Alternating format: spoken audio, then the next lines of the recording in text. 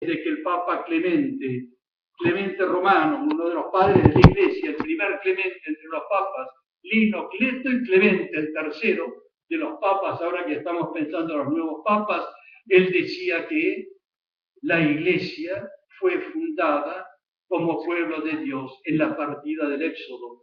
Y es allí donde se entendió la necesidad de caminar y que somos un pueblo peregrino. Y si ustedes se acuerdan, el Concilio Vaticano II quiso tomar como nombre de la Iglesia el nombre del pueblo de Dios. Retomó la idea del pueblo peregrino, que va caminando y va avanzando, porque tiene sentido la historia.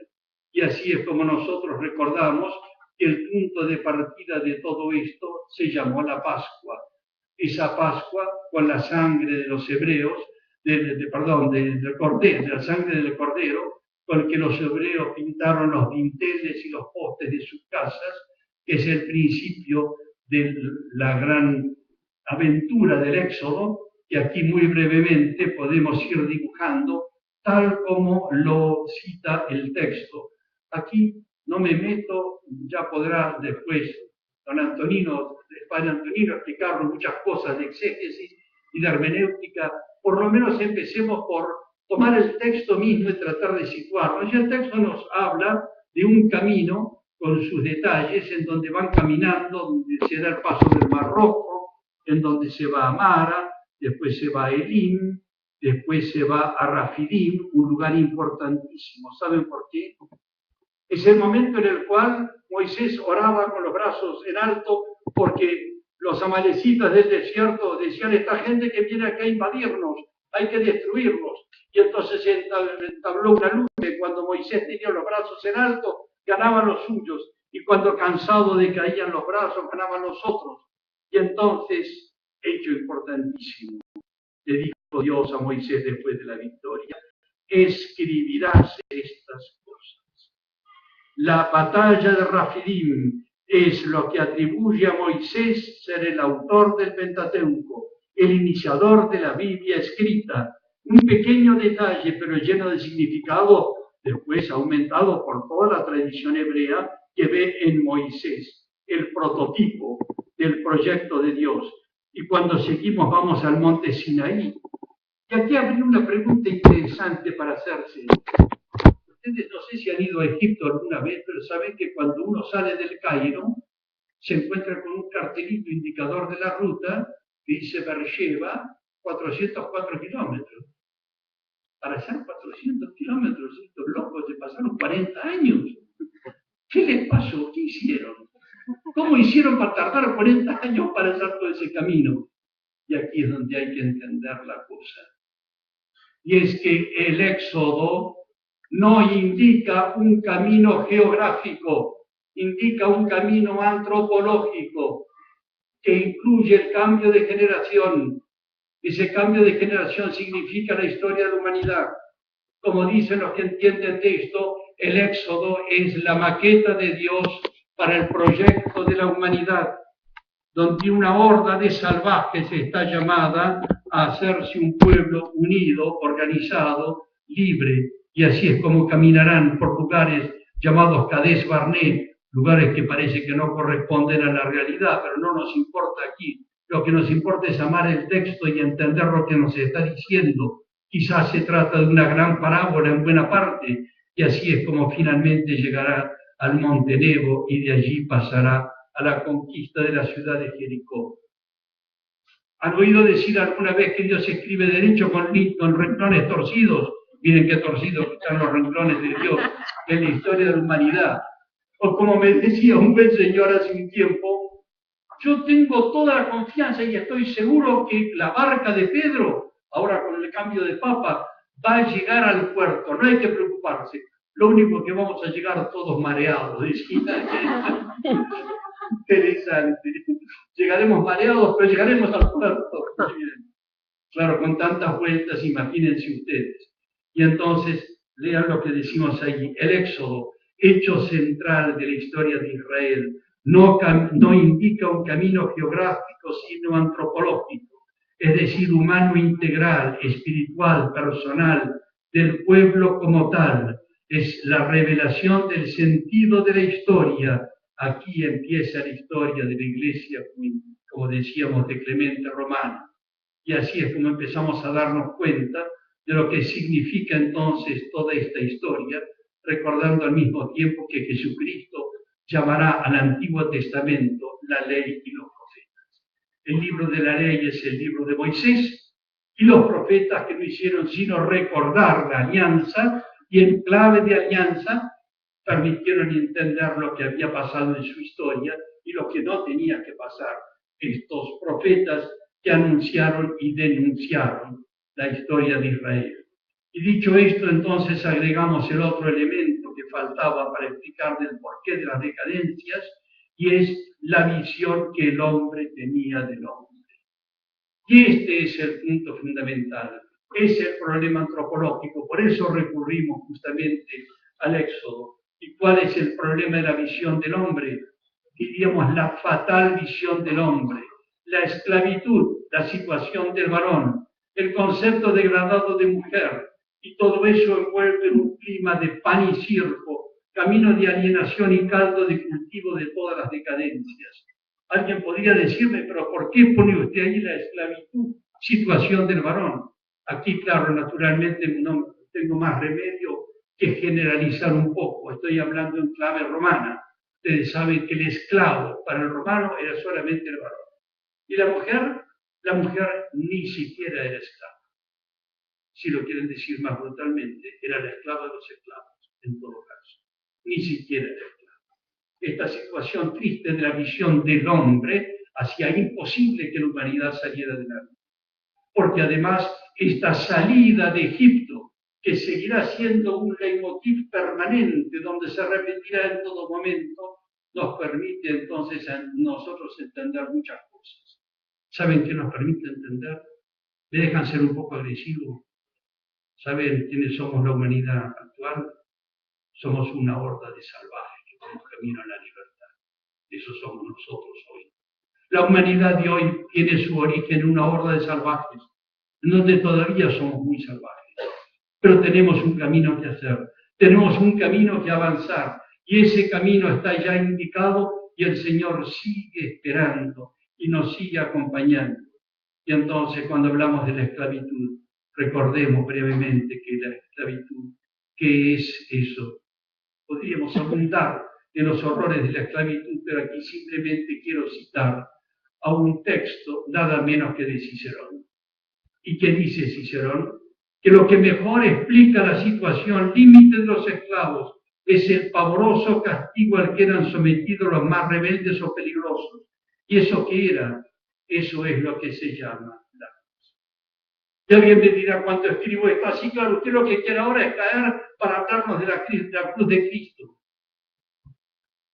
Pues señores y señoras, quisiera hablarles de las cruces sin Cristo, porque hay que saber que la crucifixión fue un castigo. ¿Saben cuánto duró?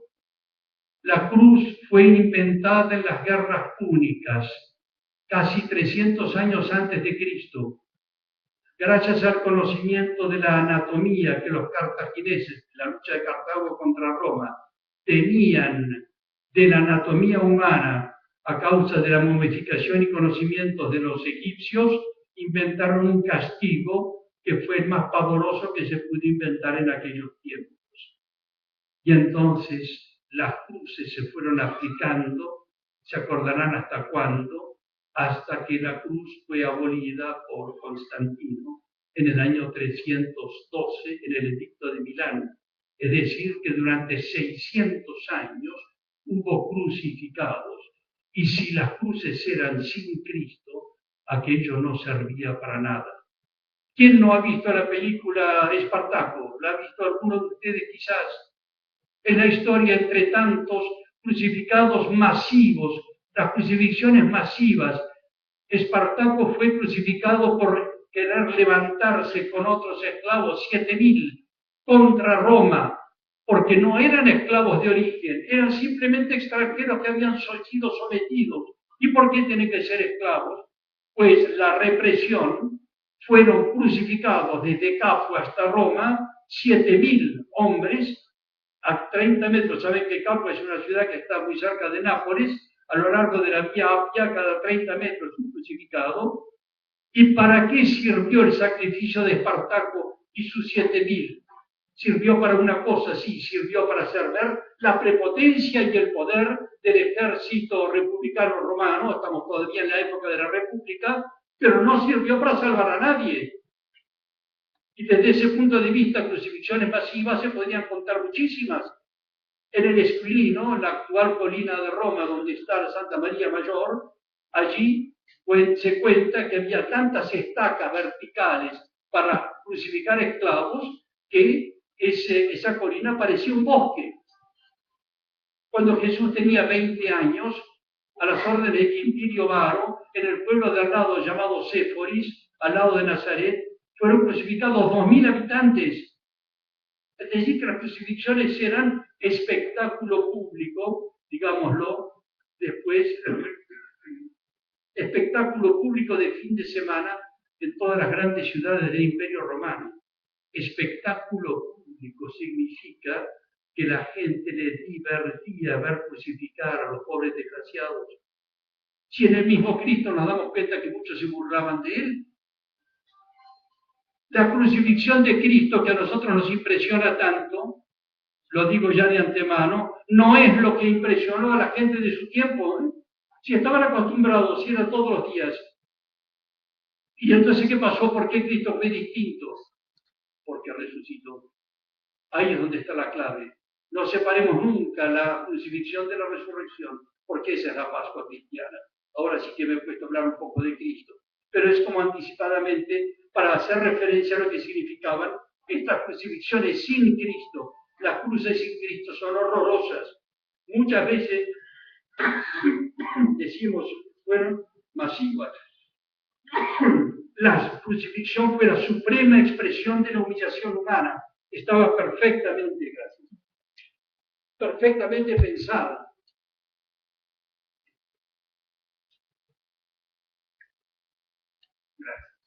Y aquí entonces me permito escribir abajo: el mundo toca fondo.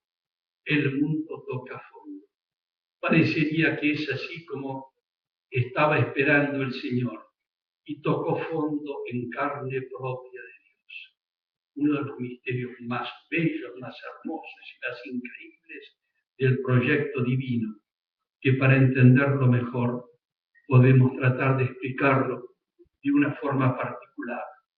Aquí les cuento un poco una experiencia personal. Yo aquí, el mundo en situación de jaque mate. No sé si saben jugar al ajedrez. Yo les cuento que cuando yo era chico, mi padre quería que aprendiéramos a jugar al ajedrez. Y nos trajo un profesor, a mi hermano y a mi hermana mayor, y el profesor nos ponía a jugar al ajedrez.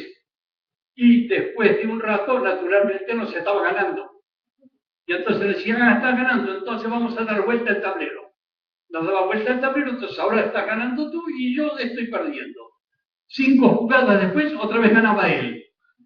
No te preocupes, damos vuelta al tablero otra vez. ¿Y cómo es el asunto? Es que nos hacía jugadas inesperadas. Decía, lo que pasa es que el que no sabe jugar al ajedrez quiere mantener el estatus de tener todas sus piezas. Quiere salvar las torres, los alfiles, la reina. No es así. Ustedes deben saber que un jaque mate se puede hacer con un peón. El que sabe jugar al ajedrez tiene otra mirada. Y es así como yo hablaría del ajedrecista divino, que hizo jugadas inesperadas, una jugada inesperada en particular. En el mundo en situación de jaque mate, que cuando tocaba fondo, cuando todo parecía perdido, cuando todo parecía ser el fin de todo, cuando la cruz era el signo del horror, la jugada inesperada de Dios, ¿en qué consistió? En hacer lo que llama la Pascua. La Pascua es que todo empieza con la liberación de la esclavitud de Egipto, la de Egipto por un príncipe esclavo que fue Moisés. Pero después todavía la nueva Pascua aparecerá con lo que llamamos el caso Jesucristo. Y aquí me permito leerles un poema de un autor moderno. No sabemos quién es. Quizá lo conocerán porque está publicado en muchos lugares, pero igual podemos leerlo. Este poema nos pone ante la Pascua nueva y eterna, sin mencionar a Jesucristo, pero sin embargo hablando evidentemente de él. El poema tiene este título, Una vida solitaria. Quizá lo conocen. Lo leemos sin embargo. Nació en una pequeña aldea, hijo de una campesina, y allí fue carpintero hasta los 30 años. Después, durante 3 años, fue un predicador peregrino. Nunca escribió un libro, nunca tuvo un cargo público, nunca formó una familia ni fue dueño de una casa, no fue a la universidad, nunca viajó lejos ni conoció una gran ciudad. No tuvo otro documento de identidad que su presencia, no hizo ninguna cosa que ordinariamente asociamos con grandeza. Aparentemente un hombre cualquiera, un cualquiera, así lo llama San Pablo. Después dice, tenía solo 33 años cuando la marea de la opinión pública se volcó contra él. Sus amigos se escaparon, fue entregado a sus enemigos que se burlaron de él y lo sometieron a juicio y lo condenaron a morir en cruz entre 2 ladrones. Y mientras moría, sus verdugos se sortearon entre sí su túnica, su única posesión en esta tierra, y una vez muerto lo enterraron en una tumba prestada gracias a la compasión de un amigo. Una historia que parece triste y lamentable, sin salida. Sin embargo, el poema dice después estas palabras.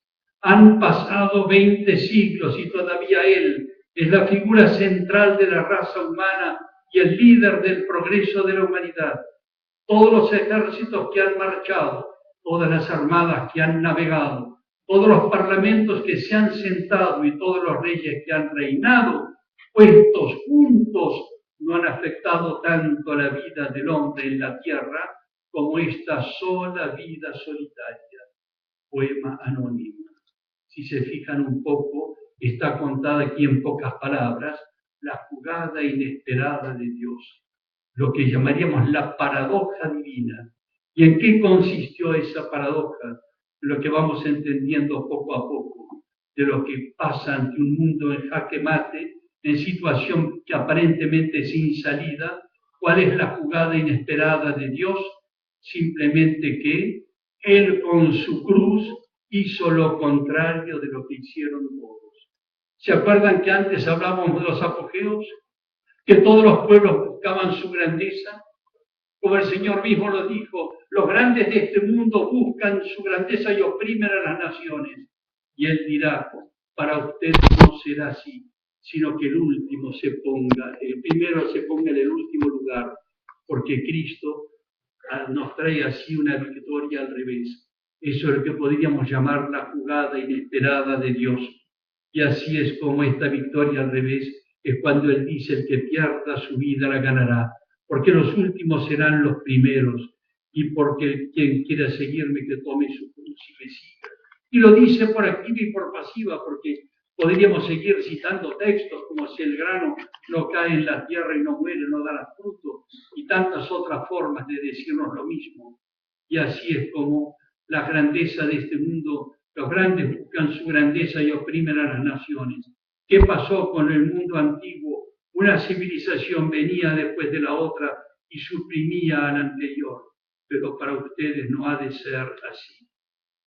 Y así es como dirá el Señor, nos dirá el Señor, porque para Cristo servir la vida es reinar. Y así la palanca, la cruz es la palanca de Arquímedes. ¿Se acuerdan ustedes lo que dijo Arquímedes? Arquímedes dijo, dadme un punto de apoyo y moveré el mundo. Y entonces la palanca de Arquímedes, el punto de apoyo es el amor de Cristo, con el cual con su cruz movió el mundo, empezó a cambiar la historia de los romanos y sabemos hasta qué punto el mismo imperio romano no pudo contra el cristianismo. Y así es como Cristo es el fuera de serie aquel que vino a traer al mundo una historia nueva, una nueva manera de ver y entender todas las cosas. Y así es como la cruz de Cristo, ahora sí que hablamos de él, esa cruz de Cristo es precisamente lo que dice la liturgia de lo que era la perdición. Dios hizo nuestra salvación. Aquí tiene las jugadas inesperadas de Dios. Porque en el mundo del odio solamente faltaba castigar y matar a Dios. ¿Y qué hizo Dios? Él se dejó matar, abrió los brazos como diciendo, hagan conmigo lo que quieran, pero descubran que ustedes, dioses son, están llamados a vivir con Dios. Y aquí es donde está esa entrega incomparable. Jesucristo es, desde el punto de vista histórico, ayer veíamos el señorío de Jesucristo, ahora lo vemos en clave histórica y entendemos que es el fuera de serie. Como decía un autor, hay muchas religiones que pueden ser comparadas en algunos aspectos, en las místicas, pero lo incomparable es Jesucristo, él mismo en su persona. Y así es como entendemos que en medio de semejante cantidad de crucificados, solo Cristo ha pasado a la historia hasta el punto que nos olvidamos de él. Y así es como la vida, la muerte y la resurrección de Cristo es lo que llamamos la Pascua nueva y definitiva, que es la que viene a cambiarlo todo. Y quizás en estos días que nos estamos preparando en la Cuaresma a la Pascua, es bueno recordarlo y saber que el principio de las escrituras cristianas, el Nuevo Testamento, empezó igual que las historias antiguas. La historia antigua, la historia hebrea, empezó por el relato del Éxodo y ahora la historia nueva empieza por la Pascua. Por algo, Benedicto XVI escribió sus libros siguiendo ese orden. ¿Se acuerdan? Primero escribió la Pasión y Resurrección, después escribió la vida pública de Cristo y finalmente escribió la infancia, porque es así como el Nuevo Testamento y los relatos evangélicos fueron descritos. Y lo que nos queda por preguntar es, los primeros cristianos, ellos, ¿qué hicieron ellos? Pues simplemente tomaron la cruz de Cristo y en medio de un mundo de un imperio que quiere ahogar en sangre al cristianismo, 300 años de mártires hicieron que viven la fe hasta el martirio, y allí es donde los ejércitos romanos se encontraron con que sus espadas se convirtieron en chatarra. ¿Qué más podían hacer que matar a los cristianos? Y la sangre de mártires, dijo con razón San Ireneo, se convirtió en semilla de cristianos. Y entonces el cristianismo fue imparable, porque quienes dan su vida hasta el fin es aquellos que vienen a salvar. Y llegados a este punto es el momento de decir entonces que esa historia de la salvación de la que estamos hablando, ¿qué es esta historia de la salvación? Pues es simplemente la salvación de la historia. Es decir, la historia cobra sentido. Es una historia que se da en la salvación de la historia y a través de la misma historia. Dios nos salva en Jesucristo. ¿Y qué quiere decir la salvación de la historia? Reflexionemos. En solamente 2000 años una parte del mundo cambia de rostro.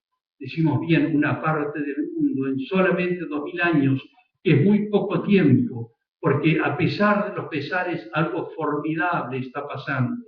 Y además, no es casualidad que la transformación del mundo provenga de los países cristianos.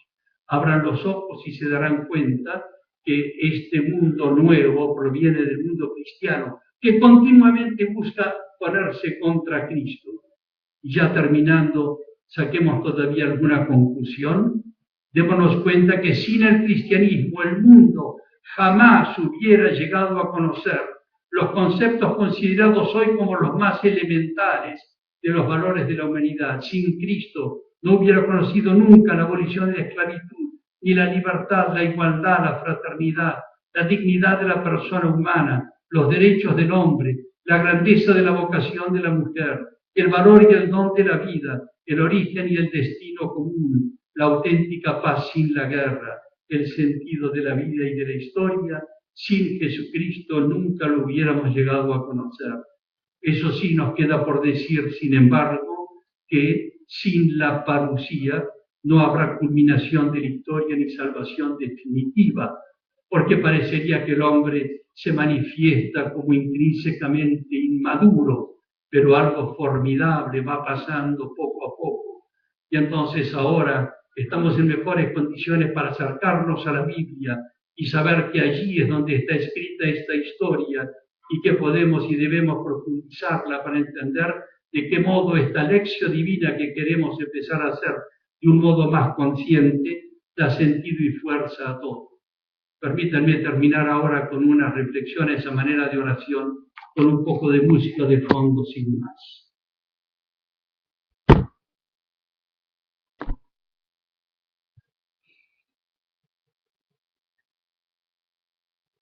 Bueno, me falló la música.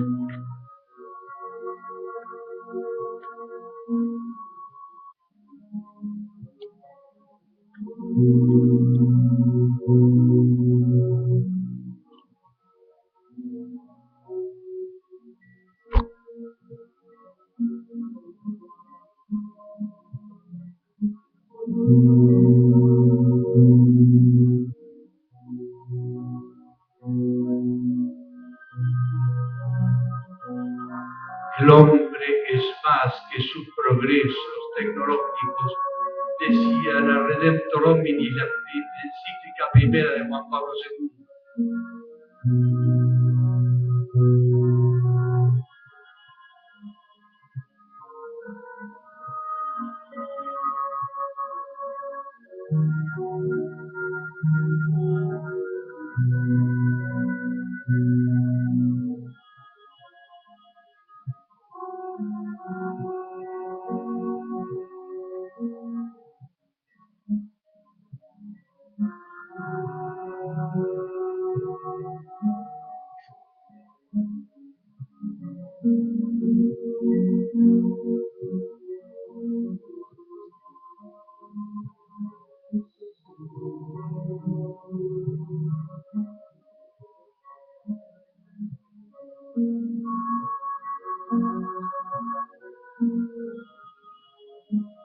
Bueno, fin de la primera parte.